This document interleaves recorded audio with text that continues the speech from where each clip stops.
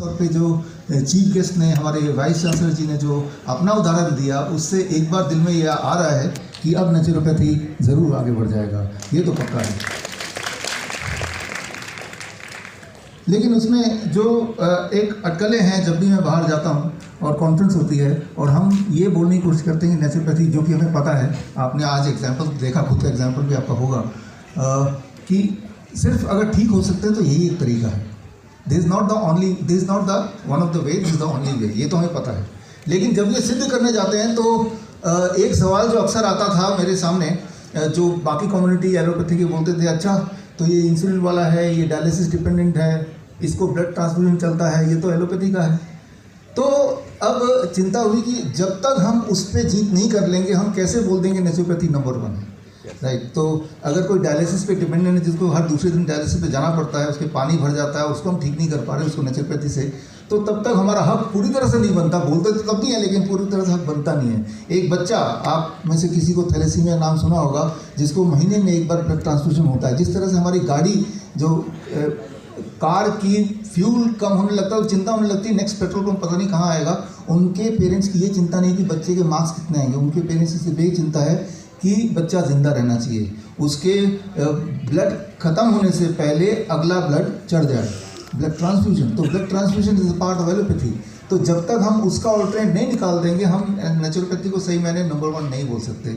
लेकिन इंटरेस्टिंग बात ये हुई, बहुत ही इंटरेस्टिंग बात ये हुई, जैसे अभी जयदीप आर्य जी ने बोला था, आज से 2-3 साल पहले जो आपने देखा, जिसे कोरोना बोलते हैं, तो वो एक ऐसा समय था जब सब कुछ बंद हो गया, इवन हॉस्पिटल बंद हो गए।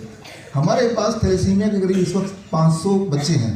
हमने उनसे रिव्यू लिया कि जब कोरोना के लिए सब सारे हॉस्पिटल बंद हो गए, तो आपका जो हर महीने का ब्लड ट्रांसफ्यूजन होना था, वो कैसे हो रहा था, पहली बात। और उस वक्त तो ब्लड डोनेशन कैंप भी बंद हो गए, तो ना तो ब्लड कोई दे रहा था, ना हॉस्पिटल खुला था। तो तब मुझे पता चला कि उस वक्त तो उनका काम चल गया बिना ब्लड लिए भी। तो फिर मैंने कहा उसके बाद क्या हुआ कि जब दोबारा हॉस्पिटल खुला, डॉक्टरों ने फ़ोन किया, आप आ सकते हैं, दोबारा से हमने ब्लड चालू करते लेना। तो मैं आपको बता दूं कि ब्लड ट्रांसफ्यूजन जिस दौरान नहीं हुआ, उस दौरान कोई बच्चा मरा नहीं। यही एक इंडिकेशन है कि जीने के रास्ते तो हैं। तो और उसके बाद वो बच्चे, ऐसे बच्चों को हमने ऑनलाइन जोड़ा, और ऐसे बच्चे उस समय के बाद से लेके अब तक पिछले 1 साल में हमने ड्राइव किया। 1 साल से ज़्यादा हो गया, 23 जुलाई लास्ट ईयर हमने ड्राइव शुरू किया। और ऐसे खूब सारे बच्चे हैं पूरे देश में जो एक टाइम पे हर महीने ट्रांसफ्यूजन में डिपेंडेंट थे, लेकिन आप 1 साल से ऊपर हो गया कि they are transfusion free, means बिना ब्लड ट्रांसफ्यूजन के। और ना केवल ट्रांसफ्यूजन फ्री, उनको हमारे हॉस्पिटल या हमारे पास आने की ज़रूरत नहीं थी। उनमें से बहुत सारे लोग मुझे जानते भी नहीं होंगे, बट वो सारे बच्चे ठीक हो गए हैं। रास्ता वही है जो रास्ता अभी आपने सुना, जो आपको ऑलरेडी पता है। और ये रास्ता मुझे कब ज़्यादा मिला, जब वो काल था जिसे कोरोना काल बोलते हैं आप, और ये था कि आप याद कीजिए, एक विजुअल टीवी में आने लगा था कि लोगों को ऑक्सीजन की कमी हो रही थी, राइट, ऑक्सीजन कमी हो रही थी, और कार में गाड़ी चला रहे रिश्तेदार, और वो जो जिसको ऑक्सीजन की कमी है वो ऐसे करके हताश सांसें लेने की कोशिश कर रहा है। ये वाला विजुअल आप सबको याद आ रहा होगा, राइट। इस वक्त जैसे भी आप बैठे हैं, 1 मिनट के लिए आप अपने पोस्चर को इस तरह से कर लीजिए, पीछे की तरफ, लाइक दिस। अभी आपको सांसों की कमी हो जाएगी, राइट ना। ये जो पोस्चर है, इस पोस्चर में आपकी जो हार्ट है that is on the lung, और लंग की capacity is reduce by about 20%, और उसकी वजह से आपका SpO2 कम हो जाएगा, आपका जो ब्रीदिंग है उसमें डिफिकल्टी हो जाएगी। ऊपर से अगर डर भी दिमाग में डाल दिया कि आप तो मरने वाले हैं, तो आप पक्का ही आपके मरने के चांसेस बन जाएंगे। ये एक साइंस है जो आपको ऑलरेडी पता ही है। तो उस वक्त हमारे कोविड सेंटर थे, जो हमारे आनंद गिराती की मदद से वहाँ पे हमने शुरू किया था अहमदनगर में। आप तो आए थे वहाँ पे। हमारे वहाँ पे एम्बुलेंस में ऑक्सीजन सिलेंडर लगा के पेशेंट आते थे उस समय। तो ऑक्सीजन जब यहाँ पे है इतना सारा, तो उसको अलग से सिलेंडर देने की ज़रूरत क्या है। तो हमारे वहाँ नियम था कि पेशेंट अगर जिंदा आता है हमारे कोविड सेंटर में, हम उसे बोलते हैं फ्लू सेंटर, तो उसको अंदर लेना है। फीस तो कुछ थी नहीं, अगर पेशेंट जिंदा है तो हम भर्ती करना है, चाहे किसी भी कंडीशन में आ जाए। और ऑक्सीजन सिलेंडर हमारे हॉस्पिटल में अलाउड नहीं है, कोविड सेंटर में, ये हमारा नियम था।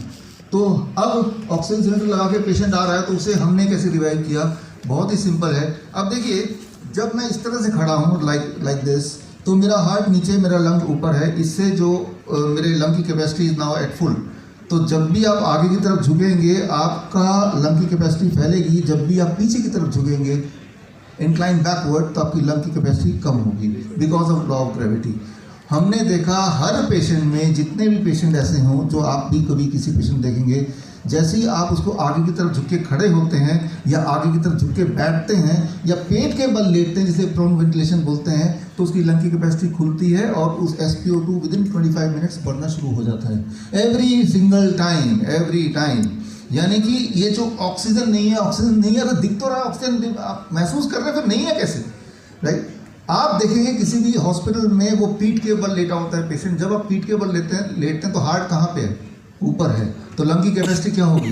वो नीचे जाएगी, राइट? तो हम यही करते हैं। हमारे जितने अभी हॉस्पिटल्स हैं, सबसे नज़दीकी हॉस्पिटल यहीं से गुड़गांव में ही है, अबाउट 40 किलोमीटर पे गुड़गांव की। यहाँ पे ओनर विदिका जी, आप एक बार हाथ रेस कीजिए, राइट? खड़े भी हो सकते हैं, राइट? खास बात इनकी है कि ये पहले खुद कैंसर की मरीज रही हैं काफ़ी साल तक। जब इन्होंने इन्हीं पद्धति से ठीक हुए, जो इसकी बात आज सुबह से चल रही है, तो इन्होंने प्रण लिया कि मैं अपनी बाकी की ज़िंदगी पेशेंट को इसी पद्धति से ठीक करूंगी। और वो हॉस्पिटल गुड़गांव में इन्होंने खोला हिम्स प्रीमियर के नाम से।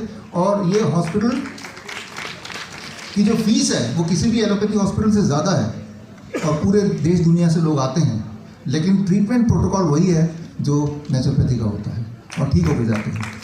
तो हमने ये देखा कि लॉ ऑफ ग्रेविटी यूज़ करके आप पेशेंट की ब्रीदिंग को नॉर्मलाइज कर सकते हैं। ओनली 5% पेशेंट ऐसे होते थे जो नॉर्मलाइज फिर भी नहीं होते थे।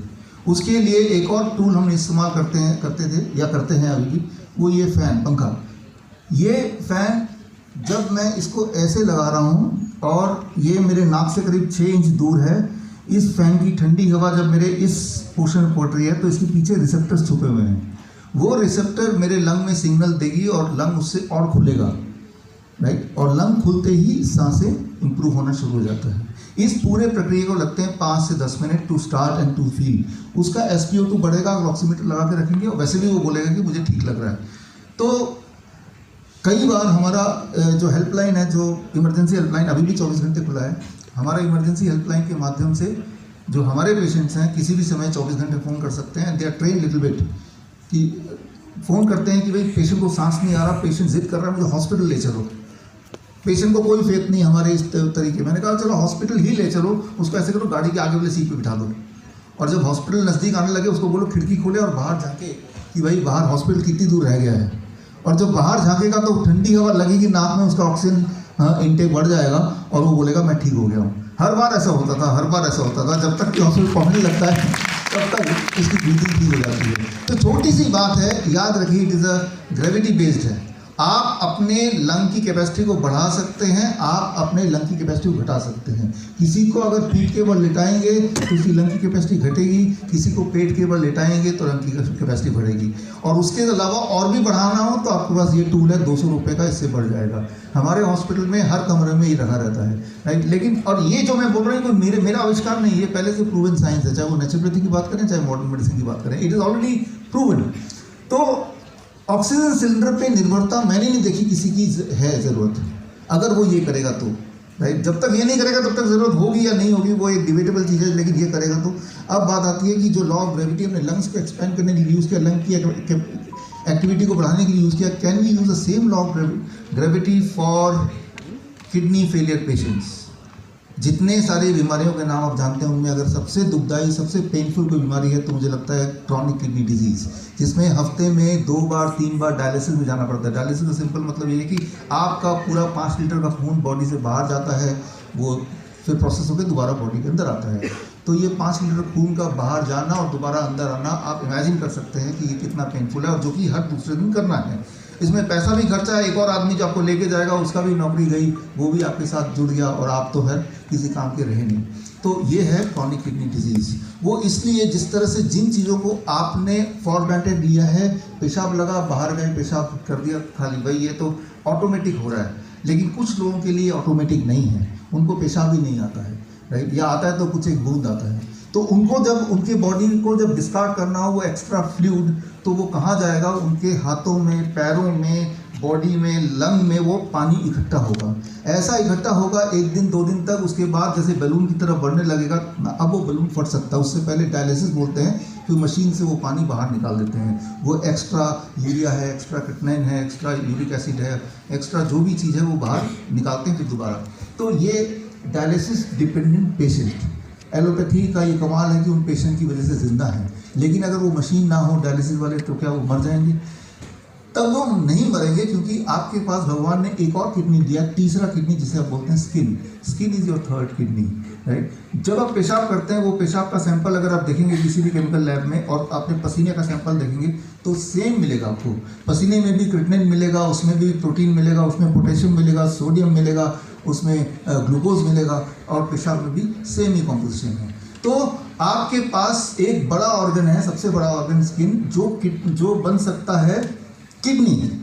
अगर आप स्किन के टेम्परेचर को 40 डिग्री दे दें और स्किन के बॉडी को प्रेशर दें, एटमॉस्फेरिक प्रेशर इस वक्त आपके बॉडी में +2% extra than the atmospheric pressure, इतना pressure plus temperature of 40 degree converts your skin into the third kidney, as simple as that. तो उसके लिए हम क्या करते हैं, आप हमारे हॉस्पिटल कभी आइए, हिम्स प्रीमियर तो पास में ही है, राइट। वो देखने के लिए आइए, ट्रेनिंग के लिए आइए, राइट। ट्रेनिंग के लिए it is free, right, yes, right. तो हम क्या करते हैं, हमारे पेशेंट आते हैं देश विदेश से, उनको हम ये पानी का टब है जैसा आप देख रहे हैं, और इसमें पेशेंट को ऐसे बिठाते हैं, ये पॉस्चर है बैठने का, और पानी यहाँ तक होता है उसके गले तक। पानी का टेम्परेचर 40 डिग्री फॉर 2 आवर्स।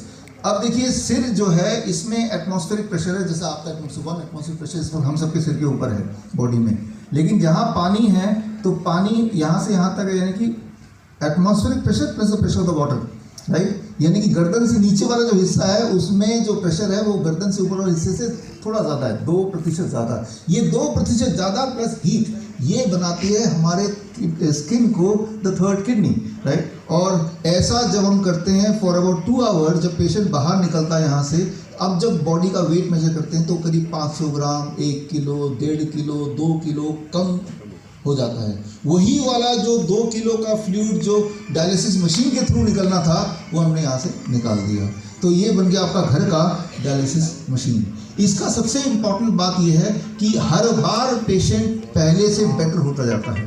3 महीने जब लगातार करता है हर दिन, तो धीरे धीरे टेपर डाउन करते हैं। 6 महीने तक ये करने की ज़रूरत ही नहीं अब, यानी कि पेशेंट वैसा हेल्दी हो गया जैसे वो पहले कभी था, जैसे आप और हम हैं।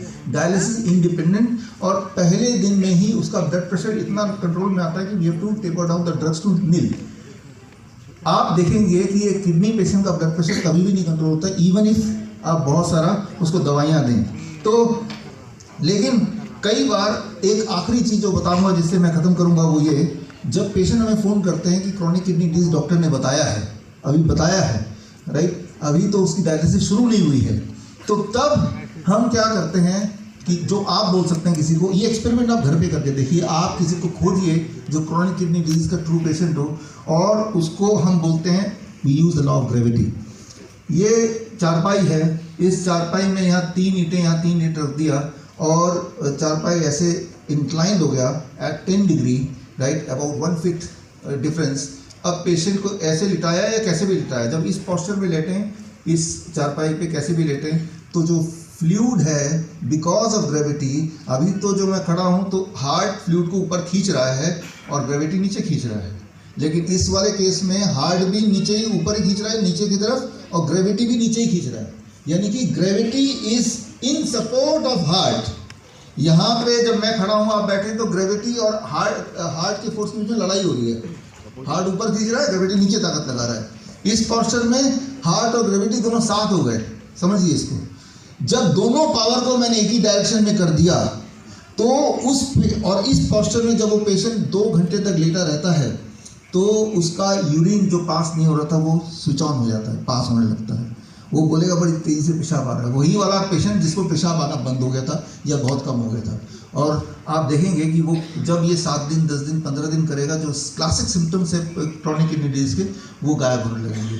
तो मैं ये बोलना चाह रहा हूँ कि भाई ठीक होना आसान है, राइट, और ठीक होने ये साइंटिफिक है, वेरी वेरी साइंटिफिक। तो चाहे वो डायलिसिस डिपेंडेंट पेशेंट हो, चाहे वो इंसुलिन डिपेंडेंट पेशेंट, चाहे ब्लड ट्रांसफ्यूजन डिपेंडेंट पेशेंट हो, या so called oxygen cylinder dependent patient हो, वो उसकी ज़रूरत नहीं है, लेकिन इनको छुपा के वो ऐसा पेश कर दिया गया है कि उसे लगता है कि एलोपैथी या इसकी वजह से मैं जिंदा हूँ, राइट। अगर वो सब चीज़ें नहीं होती तो ये ज़्यादा प्रचार होता, तो किसी को बीमारी की वजह से, देखो मरना तो हमें सभी को मरना है, लेकिन बीमारी से मर के या हम तड़प के मर के, राइट, वो डेफिनेटली वी डोंट वांट, और वो पॉसिबल है अगर आप रास्ता